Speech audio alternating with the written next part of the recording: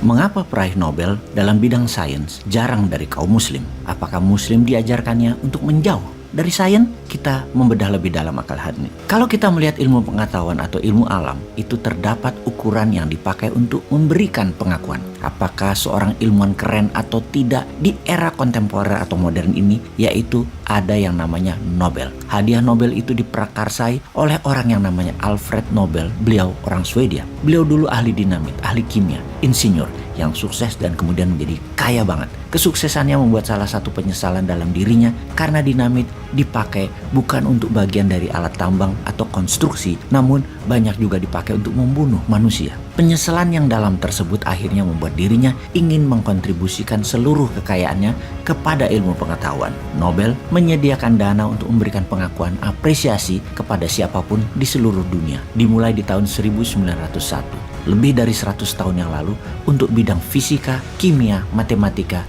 biologi, ekonomi, sastra, dan perdamaian. Jika kita kupas, itu ada bidang sains, ada bidang non-sains hadiah Nobel tersebut. Dalam 121 tahun terakhir, dalam sains, penghargaan diberikan sudah 631 kali dalam bidang sains saja. Dan dari 631 itu, 66% dimenangkan oleh orang Kristen, 24% dimenangkan oleh orang Yahudi. Lalu, berapa persenkah yang dimenangkan oleh orang Islam? Yaitu hanya 0,5% dari 631 hadiah Nobel tersebut. Persisnya hanya 3 orang muslim dalam 121 tahun. Dan yang pertama kali itu dimenangkan di tahun 79 oleh seorang ilmuwan fisika yang bernama Abdus Salam, orang Pakistan. Dan itu pun juga dia sharing dengan ahli fisika lainnya yang namanya Stephen Willenberg, orang Yahudi di Amerika. Yang kedua adalah orang Mesir dalam bidang kimia. Yang ketiga adalah orang Turki juga dalam kimia juga. Sahabat, Anda tahu populasi muslim di dunia berapa persen dan berapa jumlahnya? Untuk populasi dunia yang saat ini kira-kira 7,8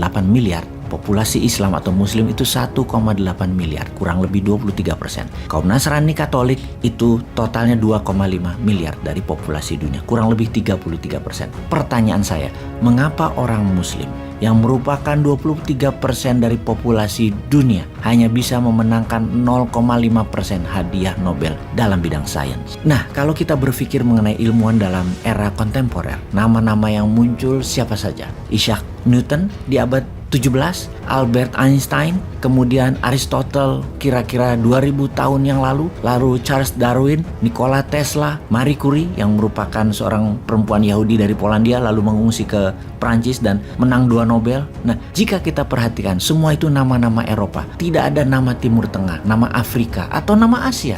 Dan yang menjadi catatan penting dalam sejarah atau mungkin sengaja tidak dimunculkan ke permukaan adalah Islam sesungguhnya pernah memiliki dan mengalami masa kejayaan. Yang pertama adalah zaman Umayyah yang dimulai pada tahun 661, tepatnya 29 tahun setelah Nabi Muhammad meninggal. Itu berbasis di Damaskus. Itu diprakarsai oleh orang yang namanya Muawiyah yang menjadi awalnya seorang gubernur tapi menjadi sangat berkuasa. Bahkan ada teori mengatakan kekuasaan Muawiyah di zaman khalifah pertama adalah Abu Bakar itu sangat berkuasa dan dianggap lebih berkuasa daripada kekuatan spiritual yang dipegang oleh Umar dan Utsman sebelum Ali mengambil alih. Tapi kejayaan zaman Umayyah hanya berkuasa kurang lebih 90 tahun dan diambil alih oleh teman-teman dari Persia yang menamakan dirinya Abbasid atau disebut dengan nama Abbasiyah. Abbasid atau Abbasiyah ini berkuasa selama 500 tahun dari tahun 750 sampai tahun 1258 kira-kira. Dalam 500 tahun ini ratusan ilmuwan hadir. Mungkin kita tidak menyadari bahwa 2/3 dari nama-nama bintang yang ada di galaksi kita Milky Way atau galaksi Bima Sakti itu adalah nama-nama Arab dinamakan oleh ahli astronomi yang hidup di era Abbasiyah selama 500 tahun tersebut. Lalu ada orang yang namanya Ibnu Sina. Beliau menulis karya yang namanya The Canon of Medicine yang menjadi basis untuk ilmu kedokteran untuk bukan hanya Timur Tengah dan era Islam tapi sampai abad ke-19 Eropa. Ada yang namanya Al-Biruni. Al-Biruni ahli trigonometri yang menemukan teori untuk mengukur panjang lingkar planet bumi di abad 9 dan 10 itu. Mereka sudah menemukan bahwasanya lingkar bumi itu 40.000 km.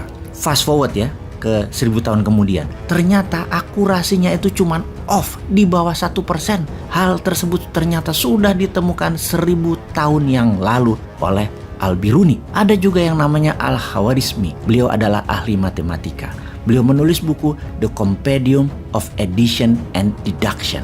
Inilah inti dari penambahan dan pengurangan yang namanya aljabar. Dan teorinya beliau menjadi dasar, bahkan kata algoritma adalah berdasar dari kata al-Khawarizmi. Lalu terdapat juga ilmuwan yang menemukan alkimia, chemistry. Itu dari kata alkimia, dan dari alkimia menjadi alkemi. Nah, ini disalah tafsirkan oleh Eropa 400 tahun berikutnya. Ternyata dasar dari alkimia itu bercabang dua, alkemi dan kimia. Lalu ada juga ilmuwan yang bernama Al-Tusi yang menemukan teori mengenai kemungkinan bahwa matahari adalah center of solar system. Siapa yang mendeklarasi bahwa matahari itu adalah center of solar system pertama kalinya adalah Kopernikus, orang Polandia, di tahun 1543. Sampai mau dihukum karena dia dianggap mengkhianati spiritualitas Nasrani waktu itu. Abbasiyah atau Abbasid itu diprakarsai oleh raja yang bernama Al-Mansur, yang kemudian keturunannya bernama Harun Al-Rashid, dan kemudian keturunannya lagi bernama Al-Mahmud. Al-Masyur, Harun Al-Rashid, Al-Mahmud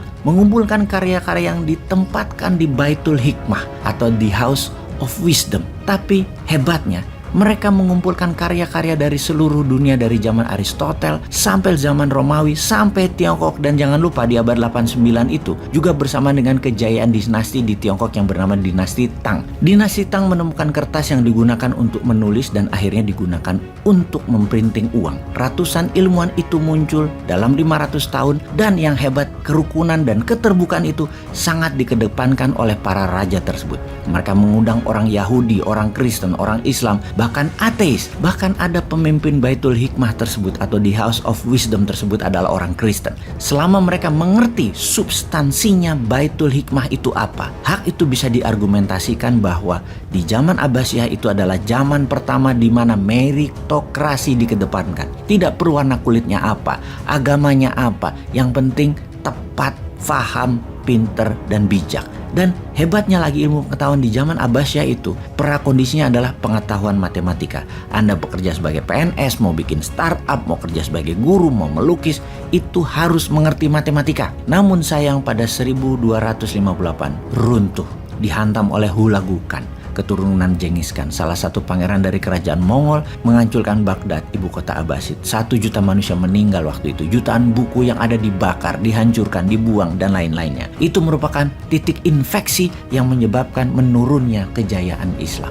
Yaitu, 1, diserang oleh Hulagukan di tahun 1258. 2, terdapat hipotesa lain yang menyebabkan penolakan mengedepankan pemikiran Islam di zaman Abbasiyah, di mana sains Islam itu menurun karena sikap orang-orang Eropa untuk tidak lagi mau menggunakan Timur Tengah sebagai titik interaksi antara Eropa, Timur Tengah, dan Asia. Mereka mengambil keputusan untuk naik kapal muter melalui Afrika, India untuk menuju Asia mencari rempah, sehingga dianulir kepentingan untuk lewat Timur Tengah. Ini merupakan kemungkinan kedua bahwa kejayaan Islam itu menurun secara drastis karena hal itu. Ketiga, ditemukannya mesin cetak di Eropa di abad 15 di Jerman. Mesin cetak kertas ini menjadi game changing. Karena mesin cetak, mereka bisa memes produksikan tulisan-tulisan tersebut hingga proses belajar Eropa jauh lebih cepat daripada Asia ataupun Timur Tengah. Dan 4, ada seorang filsuf yang namanya Hamid Al-Ghazali yang mengedepankan pemikiran bahwasanya revolusi atau wahyu atau spiritual itu jauh lebih penting daripada investigasi rasional. Kalau disederhanakan, peribadatan lebih penting daripada amalan duniawi. Jadi, ini adalah 4 kemungkinan atau sebab mengapa zaman Islam itu tiba-tiba menurun. Selanjutnya era zaman Ottoman yang dimulai 1299 dan berakhir di 1922, 700 tahunan. Kesultanan yang ada di Ottoman itu hancur setelah Perang Dunia Pertama berakhir, yaitu di tahun 1918. Tapi bedanya di zaman Ottoman, walaupun kental dengan keterbukaan, mereka itu tidak kental dengan mengedepankan sains serta teknologi. Jadi kita simpulkan sekarang, sesungguhnya jika kita mengedepankan sains, ini bukan mengenai Muslim Science, ini juga bukan mengenai Kristen Science, ini lebih mengenai science of mankind, ilmu pengetahuan untuk seluruh umat manusia. Untuk itu kita harus segera membangun House of Wisdom, Baitul Hikmah yang baru, berbasis keterbukaan, kesetaraan, tidak mengkotak-kotakan manusia, dan pastinya membuka hati selapang-lapangnya. Itulah New Mind.